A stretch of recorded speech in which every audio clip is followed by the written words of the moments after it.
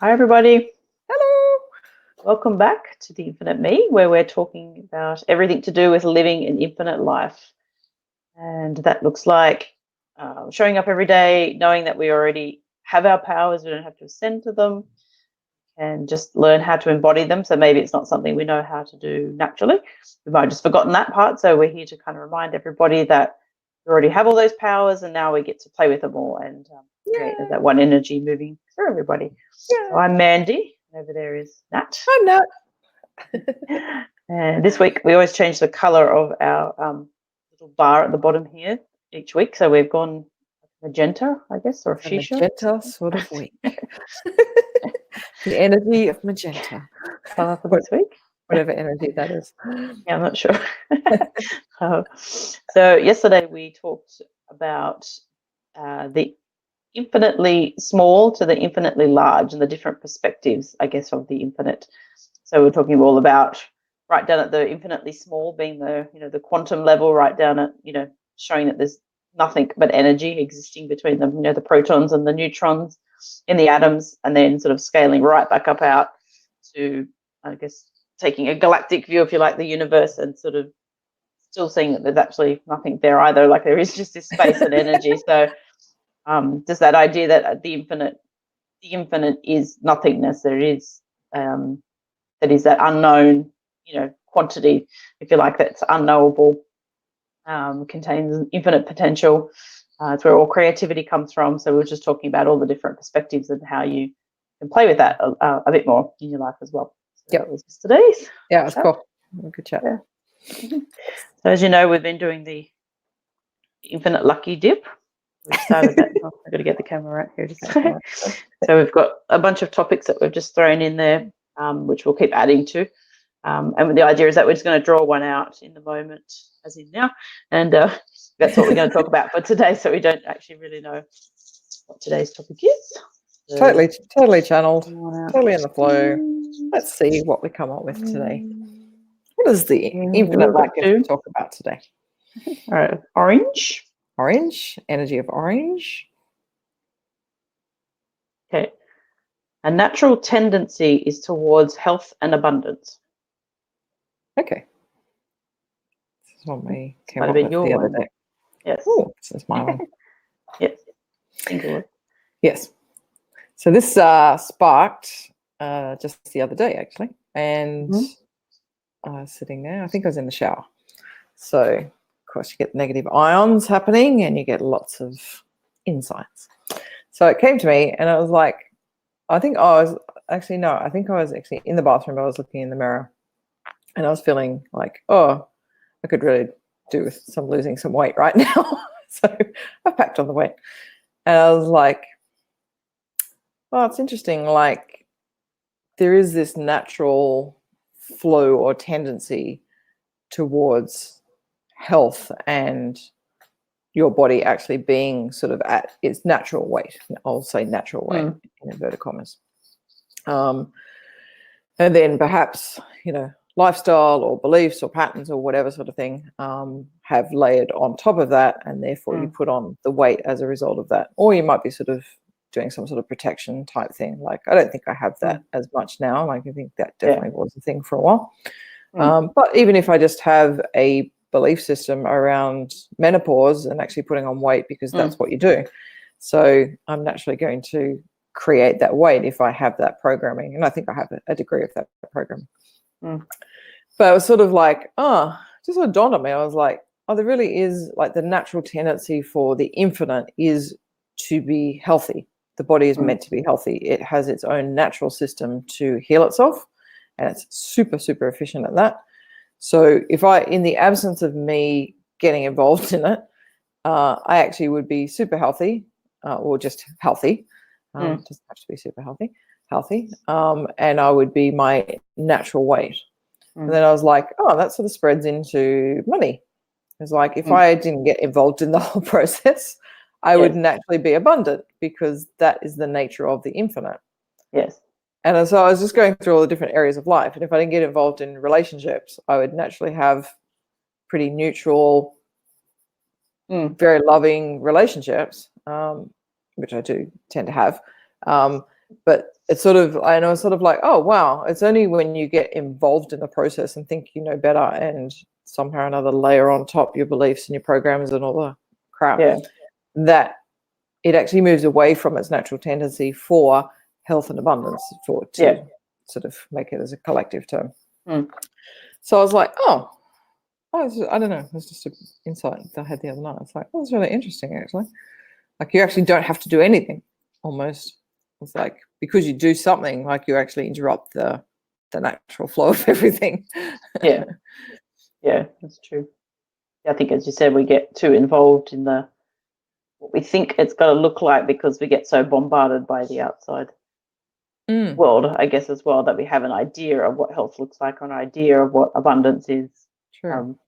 The ego kind of gets involved, and we try to make an outcome happen because we think that's what health is, sort of thing. So, as you said, but the more you sort of step into that infinite space and follow what's moving through you, as you said, you sort of tend to make just healthier choices. Like, your body, you gravitate naturally to that anyway, because you're tuning into what's actually true for you, rather than your ego getting caught up in, oh, I'd really love to eat donut right now, something like that's usually kind of your personality or ego kind of saying that sort of thing for that instant gratification kind of feel, rather than that longer term health aspect, which is what the soul would be probably moving towards. And the same with money, as you said. So it's sort of goes into that too, I think. Getting back to that soul eating, I guess, like nourishing your soul type thing, which I guess sort of comes down to, if this body is the vehicle,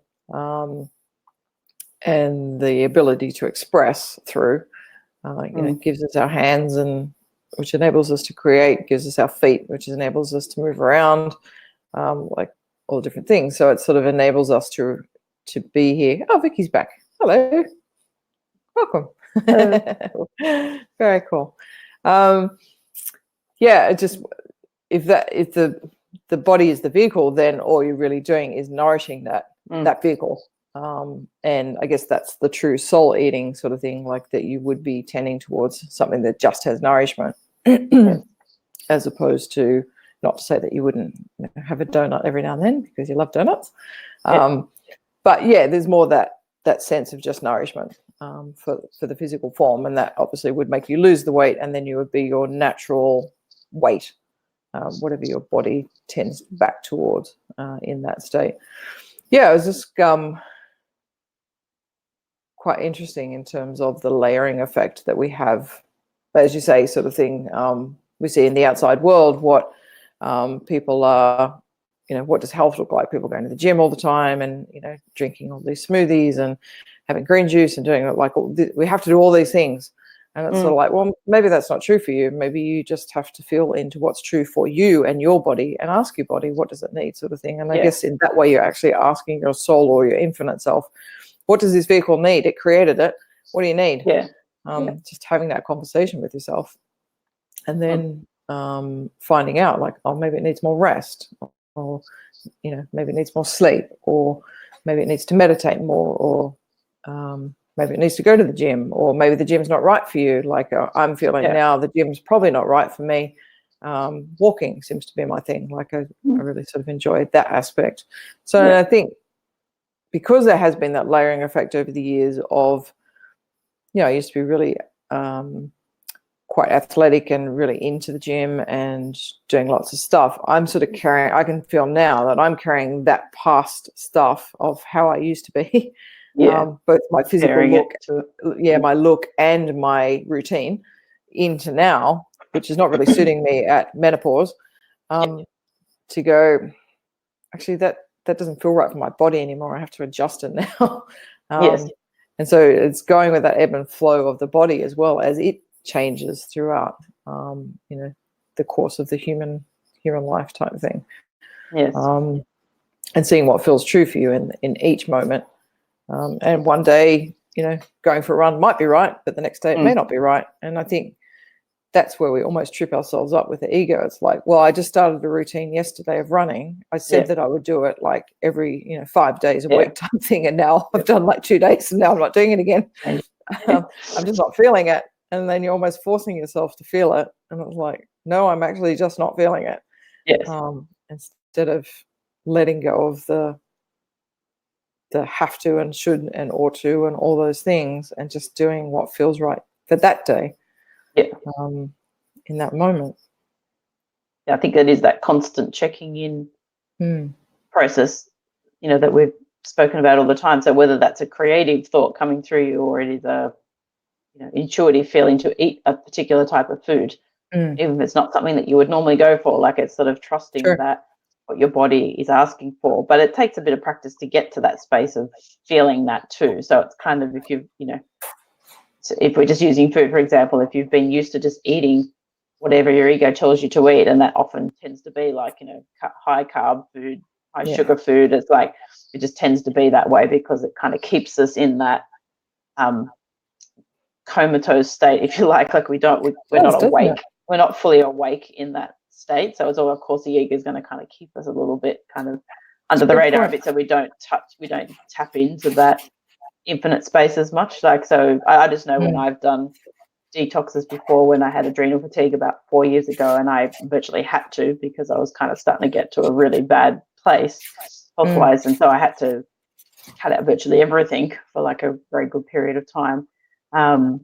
And so sugar was one big thing that had to go, and I was definitely addicted to sugar. I don't drink tea or coffee or just stuff like that. Don't smoke, don't drink. There was not really much else going on, but sugar definitely was something that I was addicted to. That's been a strong theme throughout our childhood. Yeah, I think so as well.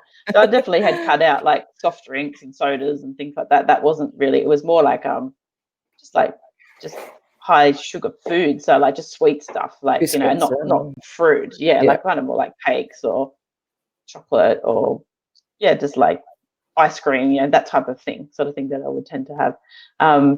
So I had to definitely cut all that out, and it was just amazing. Like once you start cutting out like salt and sugar, and like I had to cut out gluten and dairy and things like that for a while to get my digestion back on track.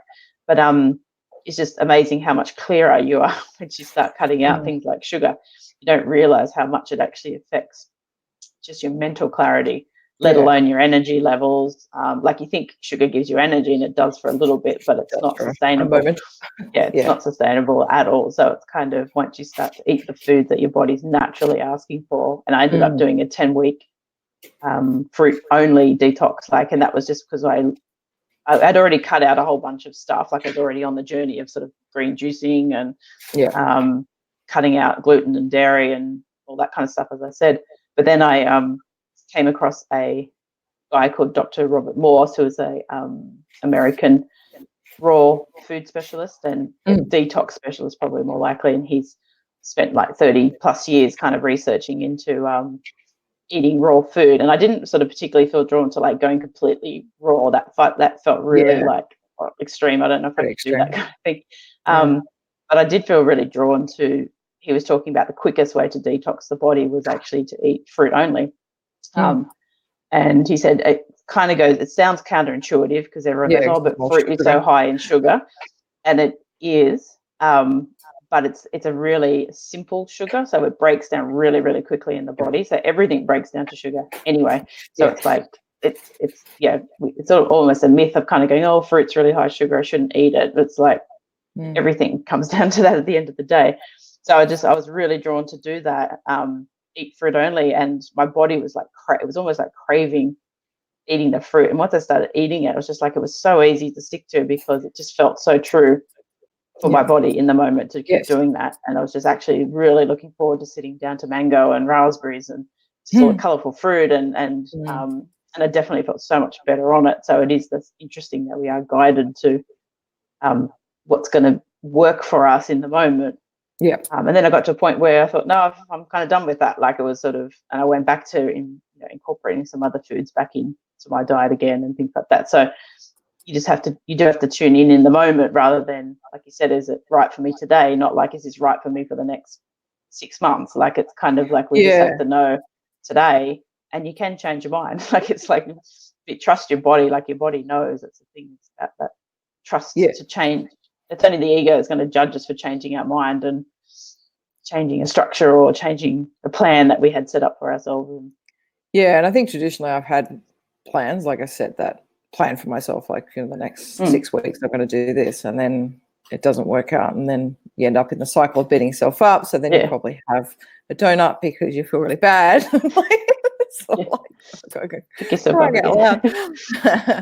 But it's interesting what you say about the ego eating. And I think I've justified it by, well, that's what I'm feeling right now, so that's what I'm going to have. Yeah, it's easy to fall into that. It's very easy to fall in. Yeah, it's like, oh no, the ego told me that's what I felt like eating right now.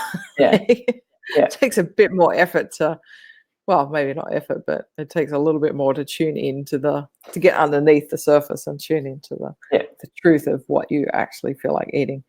Yes. And I've definitely felt that before, where you can can feel it and go, okay, right, yeah, my body definitely needs some more nourishment right now. And do things like muscle testing or like kinesiology, that type of thing, to test if you don't really know, like if you don't sort of know how to listen to your body yet, or you're not sure, or you think your mind's getting in the way. And you can even just do a simple thing like, I don't know a lot about kinesiology, but I've just learned a little simple things about muscle testing. But you can even just stand upright and ask yourself a yes or no question to see how your body responds to that. So just say something that's obviously true, like my name is Amanda, and then notice if your body leans forward or back or sideways, like which your body's going to have its own natural response to that. So forward might be yes. So you might just feel this natural kind of really slight feeling of moving forward, like you're not going to fall over, but just that sense of just, tilting forward a bit. And then ask yourself a no question, and then do that a couple of times, just so you get to feel how it is in your body, and then sort of put two foods in front of you and say, do I feel like a banana? Do I feel like eggs? Do I feel like salad? Do I feel like a donut? Like, and just actually see what your body actually wants, versus like what your head's kind of telling you. When your head gets involved, it's quite hard to overwrite that body sometimes because it's so automatic, like the mind kicks in. Particularly you say about the whole sugar thing, like it becomes so addictive. Like anything that's addictive is really hard to then obviously move past. But I just want to take that. Thanks. But yeah, it is interesting when you obviously do that kinesiology thing. Like your body's always tending towards health, like healthy options, and wanting to move in that direction. So if you actually followed that, then you would naturally lose the weight and probably want to move your body more and exercise and stuff, which obviously comes with a bit of weight loss as well. Like you feel a bit freer and stuff like that. I remember 𝘼𝐻, who is at Be Free events, very close friend and good friend of ours, where he had put on a bit of weight for a while, and then the more he got into the consciousness stuff and the truth, and he's a teacher of truth as well, and that's sort of like he just naturally started losing weight and exercising more and stuff. He said, it was just like really effortless because it's like it's this natural tendency. And I guess this is what this conversation is about. Is like there is this natural pull towards that. It's not supposed to be effortful. In fact, if anything, eating the sugar and not exercising and all that stuff is almost more effortful. It is on the body than not. On the body and on the mind, all the mind tricks that then go on is like, I should have been doing this. I should have eaten today. I shouldn't have eaten that. I should have exercised today. I said I would go out and I didn't do it. Like, and it's just like on and on. Like the amount of energy that goes into that and all those stories and holding that in place, that illusion is ridiculous when you think about it. Like imagine if you freed that up and used it for creativity or something that you actually consciously wanted to create. There'd be a massive, I know for me, there'd be a massive amount of energy available. It is that thing of like, it is that judgment piece, but because it's not to say that you can't have something that would be supposedly, not a good food. I mean, it's only a judgment that says that things are good or bad at the end of the day too. So the more that we kind of go, I feel like a piece of chocolate cake, I'm going to have that piece of chocolate cake. I've had a bad day, whatever, and we justify why we're going to eat that. And then we beat ourselves up afterwards, or we feel really guilty when we eat that food. It's like, that's when the bodies actually will convert it into like, fat and store it and that type of thing, because we've got the judgment on it. Whereas if you can just be free about going, oh, I really feel like I'm a piece of chocolate cake, because I'm really drawn. My body is saying it wants a piece of chocolate cake, and there's no kind of guilt around eating it. Yep. You actually feel energized by it, not like sluggish by it. So you can often tell, when you've eaten something out of kind of ego, because you don't feel energized by it. Like you feel like there's that instant gratification of satisfying that craving that you have, but then you feel really shitty afterwards, usually, like either a bit lethargic or mental, bit of mental fog. Yeah, or you just judge yourself because you ate that thing, so it's kind of, then you've got that heavy sort of feeling of judging yourself. It's true. Which is a mental judgment. It's interesting noticing that too. So it's not to say you can't go for those things that you are drawn to, but if it's like your everyday choice all the time, then it's kind of like, well, it's probably not what your body's actually asking for. Well, it's interesting because it does come down to lifestyle. Right now we're in Paris, and it's sort of like baguettes and pastries. That's what they have for breakfast, and cheese chocolate, and chocolate. Every step, you go into the supermarket, they don't have a lot of cereal. Breakfast cereal is obviously a new thing in modern day Europe. But you go into the cereal aisle, and it is ridiculous. Everything is made of chocolate. So you have chocolate muesli, chocolate Special K, chocolate cornflakes, like just mental. And it's like, oh my God, like I don't know, you could even mix those two things together. Chocolate muesli, really? But the French have done it. And it seems to be mainly in France for this addiction to chocolate. But you've got like super cheap wine. It might be €3 or €4 for a half decent bottle of wine. Everyone's drinking beer, everyone's drinking wine, everyone's having coffees, cigarettes, everyone smokes.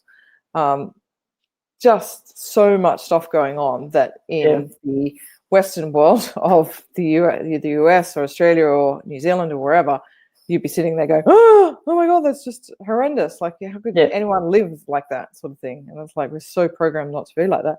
They're just having a ball. They're like, yeah, I'm having my cigarette, my coffee, I'm doing this, I'm doing that. Like, I don't really care. I'm going to have another pastry.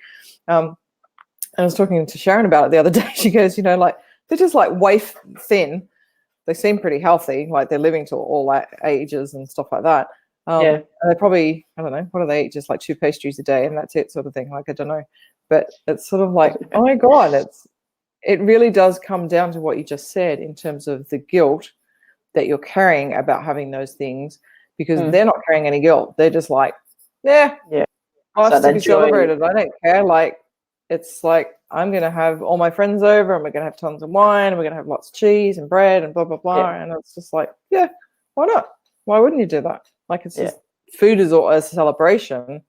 And Amir also the joy of eating. Talked about this too, because he used to go out with a Colombian lady, and that's where he learned about that too, in terms of infusing the cooking and the food with love. And we've certainly experienced that in Greece, where we've had Greek people coming to the place where we were staying at, and massive feasts.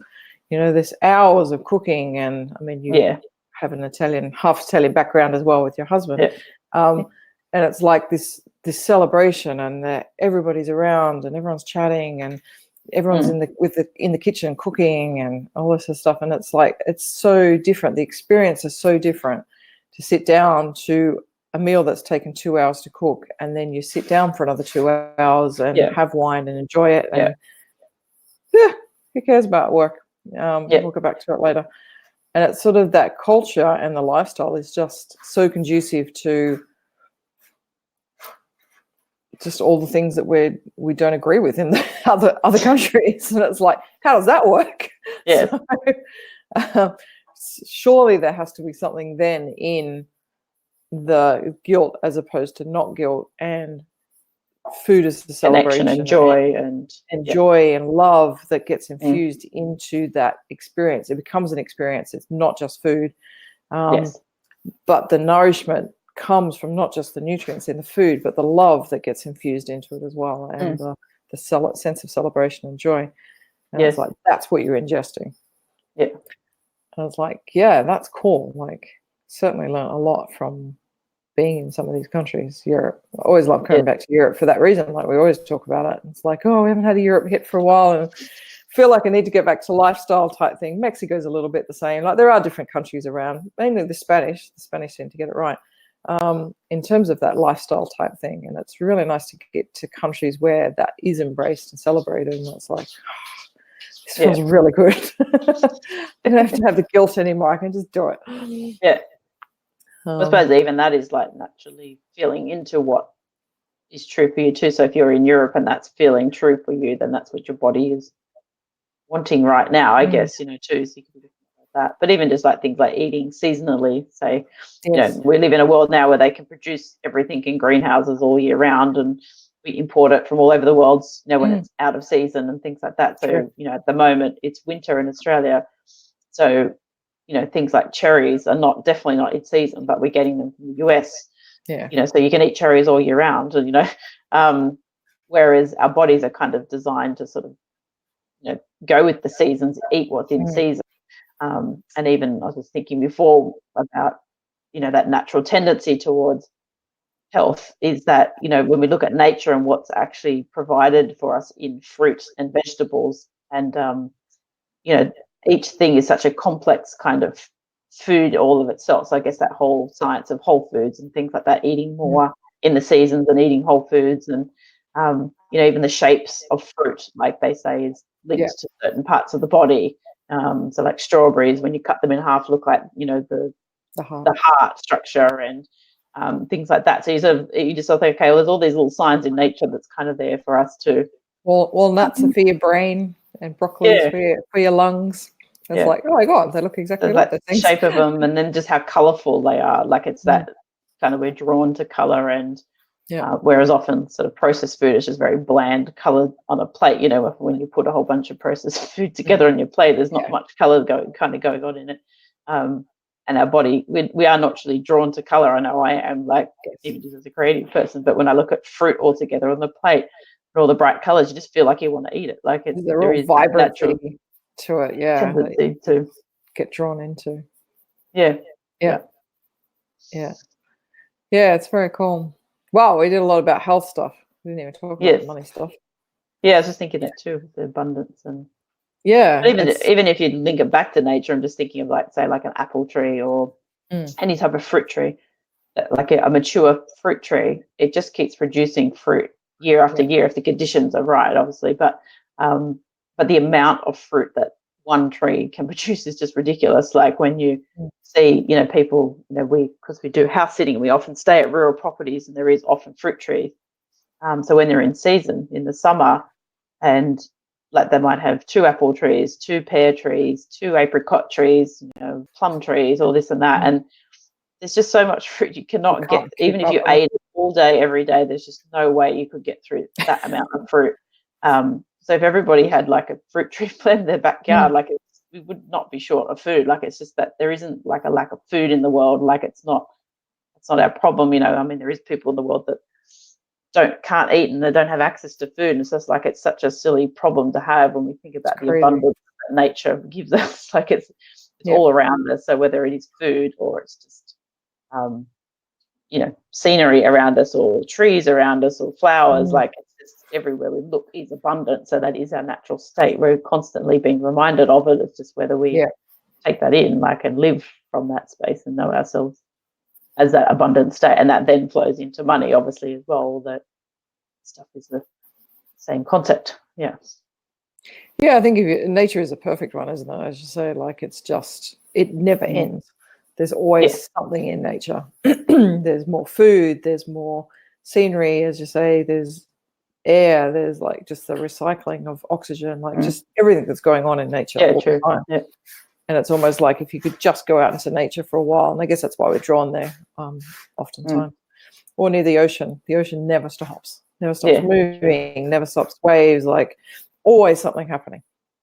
And it's sort of like, if you can just go and sit by the ocean or in nature and actually just feel the abundance of it, like really tap into that feeling, and it's like then take that with you into life and into money. Like if money is part of that abundance, it can be as abundant as that feeling. Like at the end of the day, like yesterday we were talking about, or maybe the day before that, searching for things in the outside world, like money or relationships or better body or whatever it is type thing. But then all you're seeking really is that feeling of those things. And it's like you can feel that right now, even whether you don't have them or not. So the feeling is the truth, And the fact is that you've already got it.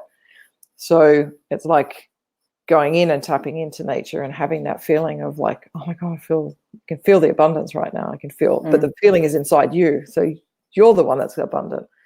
Yes. It's not sitting outside of you. It's sparking in you what's naturally there. Yeah. And then carrying that with you as a little torchlight type thing of like, I can carry this feeling anywhere, no matter what situation comes up, no matter how much I look at my bank account and go, there's all these zeros there. It's like I can still feel that feeling. That's the truth, like not what's playing out in reality. And as we've spoken about many times in this series, is that's the projection of what's going on in the part. Like it's what you're seeing now is what's been in your consciousness before. And now it's played out. So to actually recreate consciousness, and it has to be recreated. You can't change what's already in form. It has to actually be recreated from the inside to the out. So it's like, okay, if you can just hold that torchlight for long enough, then the reality will actually shift and change. And it may not take long. It can be almost instantaneous. If we can just hold that hope and that feeling. And then, keeping the mind out of it, the ego mind, because that's the thing that slows things down, isn't it? It's when we put a judgment of how long things will take, or how quick something could change, or it has to show up in a certain way, or whatever that story is that we do have running at the time. So we get in the way of like that infinite feeling moving through us and us acting on it, when our mind starts to get engaged in it. So I was just thinking about that abundance aspect of like, the more we step into that infinite creativity space and we stay in that present moment, we're really tuning into our body and the intuitive feelings moving through that. So whether that is food related or it's an action related thing that's related to our business or our work or relationships, the more that we start doing those things without kind of judgment, we just follow through on them without having to understand exactly why we might be doing something or how it's going to like what the outcome of that thing, where it'll go can't to. see the big picture of perhaps where it's going, then abundance just becomes a natural state then, because it is responding to us just being in the moment and showing up and not filtering what's coming through and not having that outcome attached to it, and which is always a limited outcome as that human self. We're very limited with the potential that we can see, so we're only creating from what we actually already know. Either we've had an experience of it ourselves or we've seen somebody else have an experience of it, and so we can only kind of create from that space when we're coming from the human sort of finite mind. Whereas when we tap into that infinite space and we know that anything is possible, we start to get the ideas flowing through us. More abundance can come to us because we'll be guided to just creative ideas that haven't even existed yet, like that we didn't have access to before. So how do we know that holding on to that job where we earn $40,000 a year is the be all end all if we've never actually let ourselves to sit for 2 days doing nothing and let's see what idea comes to us without judging it, just moving, letting it move through us and see what that thing is. How do we not know that that's $1 million idea that's going to flow through us in a week's time? Like, we don't know. That's the thing. We sort of just think it can't happen. Like, oh no, it doesn't happen like that, or it can't be that quick, or whatever that story is that we sort of tend to jump to so easily, so it's so playing more in that infinite space, and who knows what's going to happen. It's going to show up. Good reminder for all of us to allow that space a lot more, which is the infinite, and not be so quick to fill it with stuff. Quick to fill it with old ideas and existing things and patterns and stories. And sort of interesting, I was feeling, and I was talking to Jody the other day about sort of really came to me quite strongly, like the money stuff sort of thing. Like, I feel like we've struggled with that over the last 5 or 6 years particularly, and it's like, God, everything I do like seems to be not forthcoming with funds type thing for the amount of effort, and we've talked about this before, the amount of effort that's going in to the funds that are coming in. And it's like, oh, what the hell is it? Like, what am I doing wrong sort of thing? Almost like it gets so frustrating. And I was sort of like, I don't know, it just dawned on me, and I just suddenly separated from it. And I went, it's a repeating story. That's it. It's just the same story. It's like picking out, and I was having this conversation with Jody 2 days ago, it's like picking out the same book off the bookshelf, or getting onto Netflix and watching the same movie over and over again. Like kids do this all the time. God knows why, but they're totally obsessed with watching the same Dora the Explorer. Yeah. It's almost that repetitive, like ever since we were kids, we were like almost taught, or somehow it's inherent in us to just keep repeating the same thing over and over again. Yeah. Like you're going to get something different. And I was like, oh, that's it. So all I have to do is like pick up another book off the bookshelf or play another Netflix movie. Like it's literally that simple. If I can do that in my everyday life, like in terms of going to a bookshelf or, you know, finding something else on Netflix to watch, it's like, if I can know how to do that, then I can reprogram the money story. Like it's that easy. Yeah. And I was just like, oh, okay. Yeah. And it just sort of suddenly all changed. It was so interesting. And it feels like reality is finally catching up to it. Like there's actually some stuff shifting and stuff on the horizon. And it's like, oh, it is actually changing now. I can see it. Like it's not right here in this moment, like in physical reality, but it's certainly not too far away. I was like, oh, the story has changed now. Okay. Yeah, once we start bringing that awareness to the story, as you said, like, and just realize that there is a pattern repeating and it's just a story that we've been telling ourselves, or we're trying to prove something to somebody else, or it's just a childhood learnt thing that money's hard to come by, or it only comes from your job, or well, rich people are greedy, or whatever those thought processes that and there'll be hundreds of them. It's not just like one, you know, one thing. We might have a predominant kind of, you know, way of being, like, you know, that's the thing. I think we spoke about that the other day too. It's just like, why do people that were perhaps raised in sort of more affluent kind of families, they might lose their money, but it's almost just like they immediately learn a way to get it back again. Like it's just their natural state is to have money. And whereas if you've come from the other way, which I would say we've come from, is not so much now. I would say our parents are in a very good space now with finances, but back when we were growing up, which is the formative years, which we've spoken about in that 0 to 7 years, that's your programming and that's what you pick up. It was always around struggle. I will sacrifice this to pay for that, and choosing education, say, over extra, you know, extravagances, if you like. So you kind of just learnt that kind of being frugal all the time. And I just remember get the basics sorted out. Yeah. I just remember when I went to university and I moved out of home and I was paying my rent, and I had to buy supplies for university, and then I'd work all weekend, you know, so I had money for the week. And but I was always like just, you know, scraping by. Like it was always like, oh, I've got to pay just a little bit for food and a little bit for petrol in the car. And so even at the time, you know, my husband, then boyfriend at the time, would have to kind of help me out sometimes with buying, or he would pay for stuff on the weekend if we went out, for example, because I wouldn't have a budget for anything kind of social. Or sometimes if I had to buy extra art supplies, say, then he would help me out with that. But there was always that sense of like, oh, I can never just go and buy what I want. Like it's always that I have to check how much money I've got, or so it was that sense of freedom. So it felt like a restricted.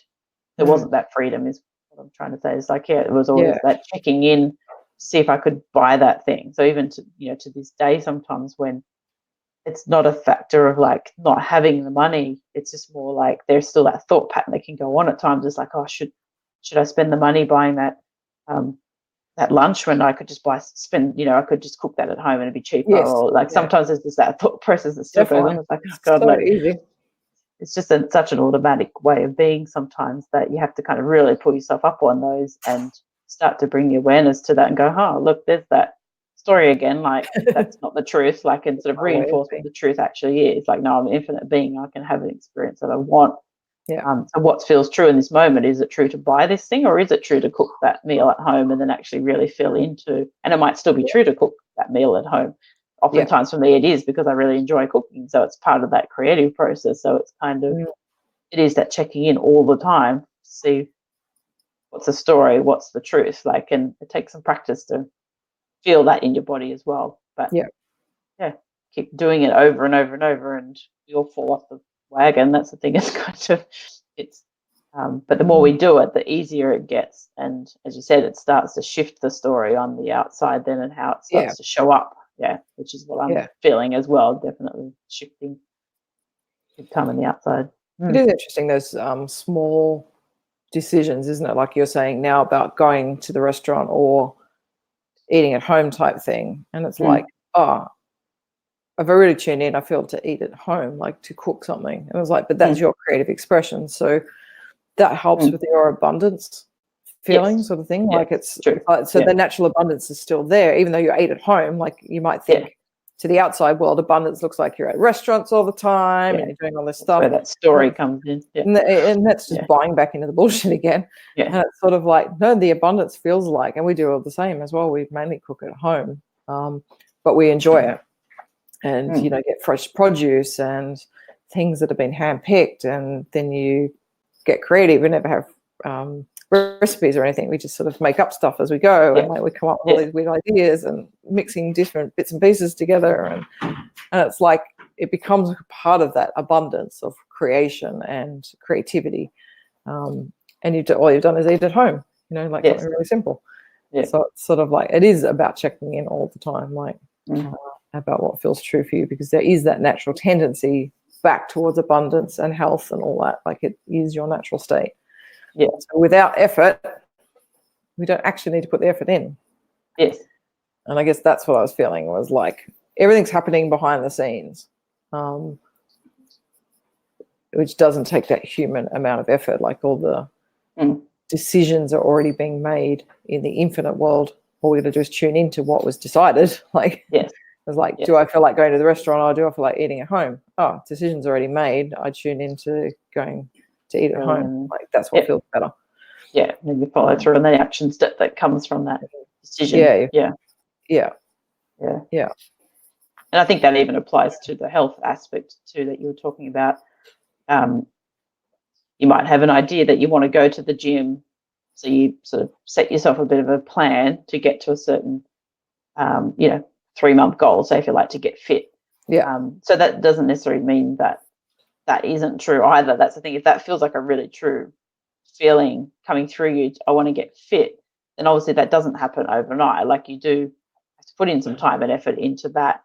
But if it feels really true, then you'll feel inspired to go to the gym each day or to go for that run. Like it's not it's still an effort for the body, if you like. Like the body still has to do the action, and doesn't mean you won't feel tired at the end of a run, or you've expended energy, but you feel invigorated by it versus like, oh my God, I have to do this thing. Or if you're like dragging your feet to do things all the time, then maybe that's not the activity for you to do. Like, what is that story you have around that? Is this the only way I can get fit? Or I want that, gym body that I see my friends got, like it's kind of, where is the story coming from? What are we comparing it to all the time? And what's your agenda?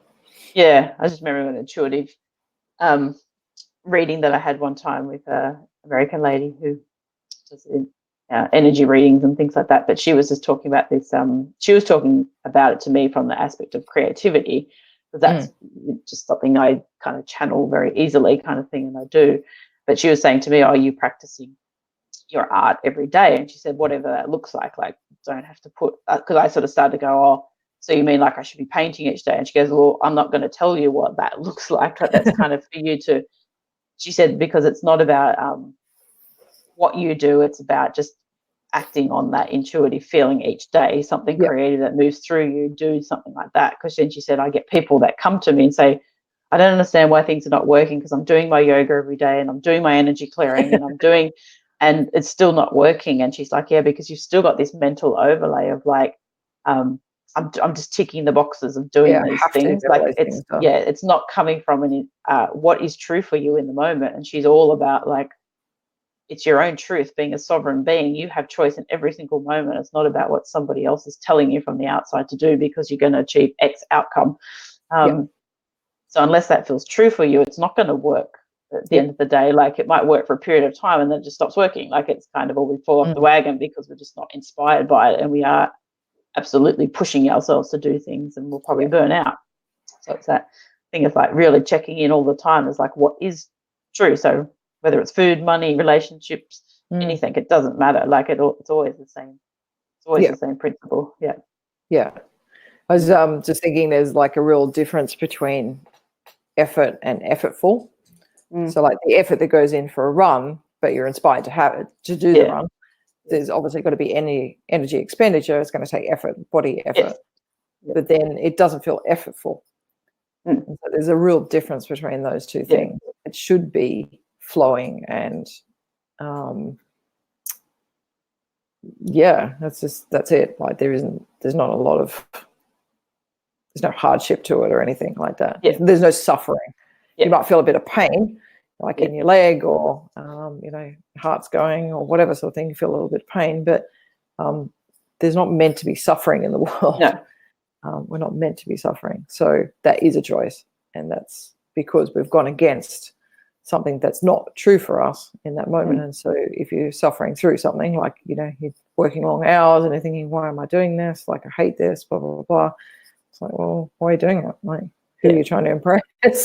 Or what are you trying to tick off your bucket list, to-do list type thing? Like, or what is your body telling you too? Like that maybe you're getting signs and symptoms that thing is not the right thing for you. I'm just thinking of our brother Phil, who just ran a half marathon last weekend, and I was staying with him a couple of weekends ago, so he was sort of in preparation, training for it, and he had all these problems going on with his left leg. So started off with his ankle causing problems, and it was like his knee, and then it was kind of like his top of his leg causing problems. So basically, because I said to him at one point, like, what's wrong with your leg? And he goes, I don't know, the whole thing. It's just like, everything's stuck. It's kind of, and I said, well, do you really think you should be running a half marathon? Like, it's kind of like maybe your body's trying to tell you that it's not the right thing for you right now. Oh no, I'm just going to do I'll just push through for the next week. And and his wife's kind of just like as he rolling would do. her eyes at me. Which is very much, again, I suppose it's a very good point. Is that that's a very well-worn pattern for him of just pushing through. You could have written that script a million times over. Like workaholic, push through all the time.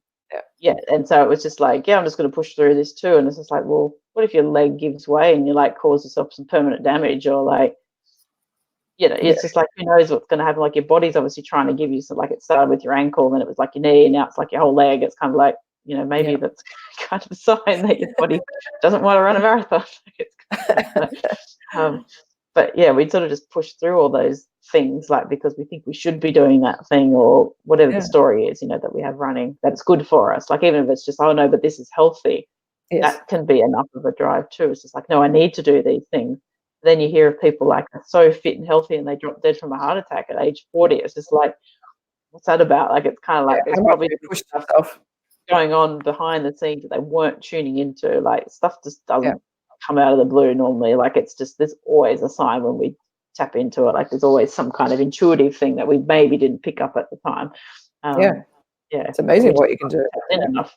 I mean, I had that jumping over the dog in Vietnam, like, what, maybe 2 months ago or something. It's probably 2 months ago now, because we were doing this walk over the Alps, which is actually starting tomorrow, funnily enough. It's the 20th. That we're meeting up with the two guys that we were supposed to be going with, a couple, I should say, that we were supposed to be going with. So the four of us were walking over the Alps from Switzerland to Italy. And we kept checking in, going, does it feel right? Does it feel right? Yeah, it still feels right, sort of thing. We're still preparing, getting our gear together and stuff like that. The training wasn't really happening because it really, where we were, wasn't very conducive to training. So there was a little bit of a like, resistant to it. I'm not sure if we're gonna be able to do this, because all we're doing is walk around the block with the dog, and it's hardly like the equivalent of walking over the Alps and trying to train for that. And then what happens? I jump over the dog and I smash my second toe, straight into the wall, and just like, I don't know what I did to it, but it's pretty damn sore, still sore. So somewhere I've broken it, and it was like, yep, still go. I think we can do this. Like, it's another 8 or 9 weeks out. I should be right. I'll be right. Still on the trail. And then it was just like, we really did have to check in a number of times, sort of thing. Like, couldn't get a boot on, like, couldn't wear my boots. They were really painful. And I was just like, this is really not working. Like, there's just so many things that are not adding up right now. Like, we left Vietnam, we came to Paris. There's no hills to climb. Like, it's all flat.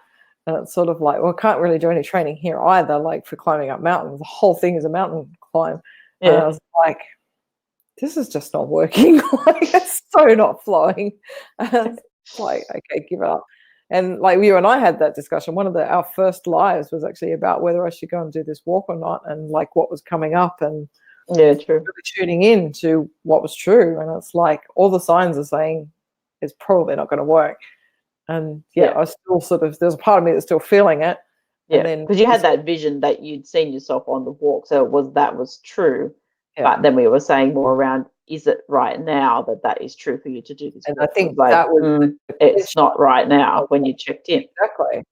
And that was the hard part, where I was getting tripped up. I was like, oh, but I can see it. I can see us walking. Yeah. And I was like, pretty clearly, I get really clear visions of stuff. And I was like, oh my God, like, this is really weird. And then sort of talking about the timing, I was like, okay, yes, the visions are fine. They probably are true. We probably will do something like that. Yes. But not right now. And then when I really did tune in, it was like, no, actually, I don't want to get sidetracked on going for a walk for 3 weeks because I want to work on this stuff with you. Like we're really getting into this now, and I love this. Like we're getting some momentum happening in terms of talking every day and all that sort of stuff. And it's like, I don't want to give that up. That's actually higher on my values right now than going for a walk. Yes. And so it's like, oh, okay, cool. Decision made. Yeah. So it's quite funny. But Vicky just wrote, gosh, this sounds like my life right now. Push, push, push for what? Burnout. Yeah. Such a hard one though, isn't it? Like to not get pulled into the story like we've always created for ourselves, and that we're completely surrounded by other people that are doing that. And I think that's why I do like coming to places like Mexico or Europe and stuff like that, where it is a totally different mentality in terms of lifestyle. Even everything's shutting down. Even the middle of Paris, everything shuts down like for that 2-hour period or 3-hour period or whatever it is. There's hardly any shops open. Everybody's off having wine probably. But also the other thing is they've all shut down for summer holidays. So now in August, they actually shut down traditionally for about 3 weeks. Everything shuts down. So it's sort of like, oh, I didn't know that. And it's like Paris, like the middle of Paris. Are you kidding? Like all these shops are shut. I was like, that's really cool. And they've all got signs up, or handwritten signs that say we're off on summer vacation. Some have drawn little palm trees and stuff. It's like, that's freaking cool. Like it's like that's lifestyle. That's what it's supposed to be about. Like not this bloody push, push, push, and for what burnout. Yeah, you're 100% right, Vicky. Like it's really need to take a step back. And if we know, this is the whole idea of this conversation, I think, if we know that our natural tendency is towards abundance and health, then what can we do to assist that? How can we give it more space? If the infinite is space, how can we give it more space and less brain crap and less having to do shoulds, ought tos, have tos, all those things that we put in place, the storyline? How can we create less story to actually allow it to naturally happen for ourselves? Yes. All the things that we're looking for are actually naturally there. Yes. I think it is all about that, creating that inner space that we've spoken about. The more we can create that inner space, which is clearing out all that old thought patterns, old beliefs, ego stories, ways of being, like visions that we have that maybe are old visions now, and we're kind of still trying to go after something that just doesn't actually resonate for us anymore. Or we're trying to achieve something because we think our parents would really like it. So even at like 40, 50 years old, we're still trying to do something that will get us affection or acceptance when you check in, when you really get honest and check in with yourself, like there's often still an old story that's running underneath it all, even though you probably know it's not actually true. Like logically it doesn't actually make sense anymore for you, but you still do it. Like it's just this automatic thing, and it is just that ego where it gets a hook in you, and certain things it's like, oh, if I just could do this and just prove that part, or just but just a little bit of ego. It's kind of it's like it does. If you're tending towards burnout, that's usually a pretty clear sign that you're not aligned with your truth, like of what's actually true for you. Like whose life are you living? Is it your life, or is it somebody else's life, or your perception of what you think a life should be? Like what we're often afraid to go against the grain of what society does, or our family does, or your friends do, or something, because we don't want to be kind of as humans we really love connection, so we don't want to lose connection. So so we might sort of feel like going outside the box with a way of a business idea, for example, or completely changing your direction, or selling off all your belongings and going traveling because that really feels true for you. Yeah. Not an escape from your story, you know, like when it's a true thing to do, like, but you then, the mind kicks in, you kind of go, oh, I can't do that because of X, Y, Z, you know, like all the stories pop up then. It's just like, oh, but if we really just trusted ourselves and followed those feelings, we have no idea where those things take us. Definitely. When we're in that land of the unknown, like, we have absolutely no idea. And, but yeah, using your body as that, tuning fork, if you like.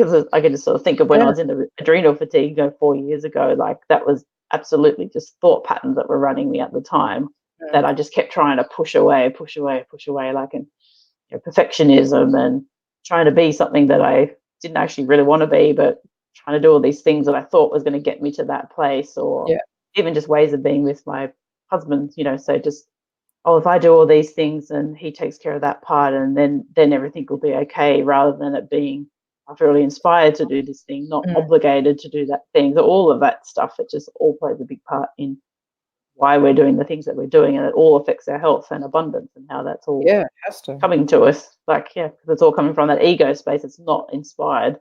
It's not coming from that natural, infinite place of infinite possibility and creativity. When you think about that, it's like anything outside of what is 100% true for you and in your flow in that moment has to cause stress. Yeah, true. Yeah, that's where stress comes from.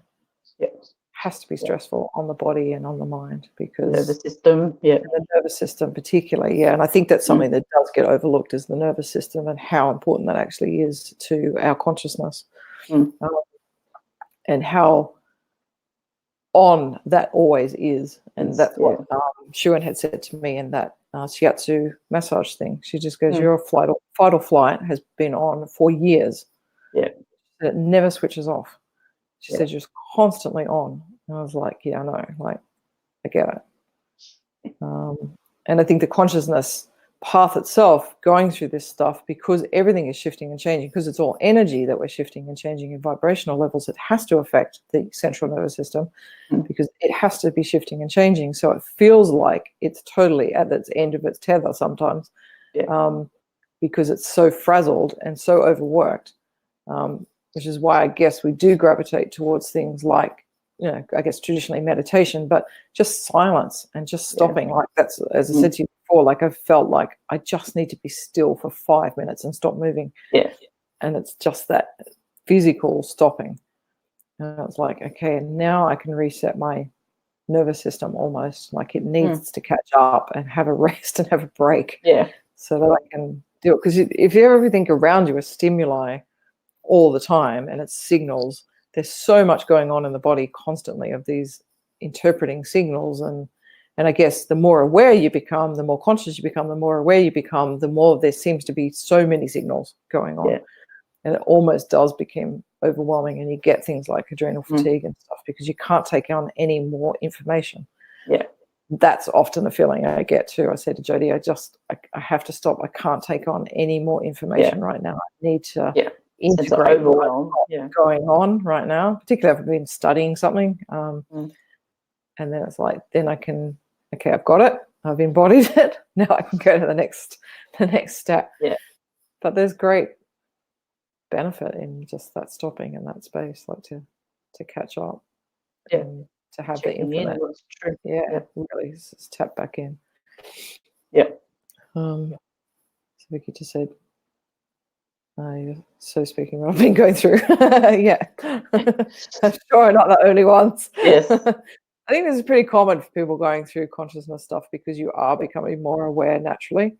That's your natural path right now, and so you're going to be taking a lot more of the world. A lot of us are feeling that adrenal fatigue and that overwhelm and frazzled. And for a lot of people, that's probably even potentially sometimes is a start of an awakening journey too, because you reach a point of asking, there has to be more to life. Like, there has to be something more, or you just have a feeling that there's something more, but you don't know how to get to it. And like, you've been trying to get to this state for ages, and you just, but I'm trying, and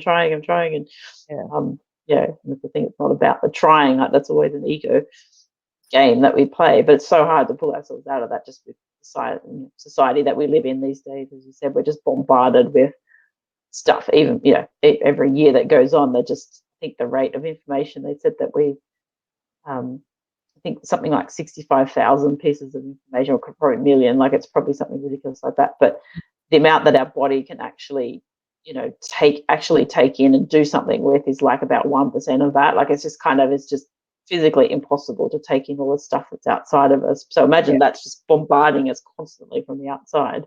Yeah. And when you think that the brain is actually taking all of that in, it never loses a single skerrick of information. Like it's constantly in there. Like you can go back to any scene of any moment and actually pull out the details of it. Like it's all recorded. If this is a whole recording system going on up here, then imagine how much stuff is going in all the time. Like no wonder we get headaches and brain drain and fog and all that stuff. Like it's, I guess in that way, we're not really doing anything wrong if you're feeling some of those things. It's just like, that's how we just have to take time out. It's like it's a symptom, I guess, of just the world we live in these days. But that's where it becomes imperative, I guess, is to keep choosing yourself and saying, I've got to keep, to show up for myself, I need to tune into me, which means blocking out the outside world at times. Like you do have to have those periods of silence and pull your energy out from the stories you've got running around you, and even your kids, like, and your loved ones. Like, you have to focus on yourself, and it seems selfish, like the ego will want to tell us it's selfish, or even your outside friends or family will tell you that. That happened before, but it's just like, well, making me is the priority. If I'm an infinite being and I'm here to have this expression move through me and live that in the world, then how else are you meant to actually tune into that if you don't focus on yourself? It's like the biggest thing you can actually do for yourself is to show up and listen to that feeling and what's true for you. And then other people then have the permission to do that too. Like everyone's like running around judging each other about what they are doing and not doing, and everybody's screaming for a bit of time to themselves so they can have a moment. Well, that's it. Everyone just wants that space. We all crave it. Like, and when we get it, we kind of like, we sink into it. But often it's not long enough for us to kind of switch out of the ego games. Like it does need to be like a dedicated. Still got our phone in our hand, and we don't let that go for 5 seconds to actually have time on our own with 5 minutes of space.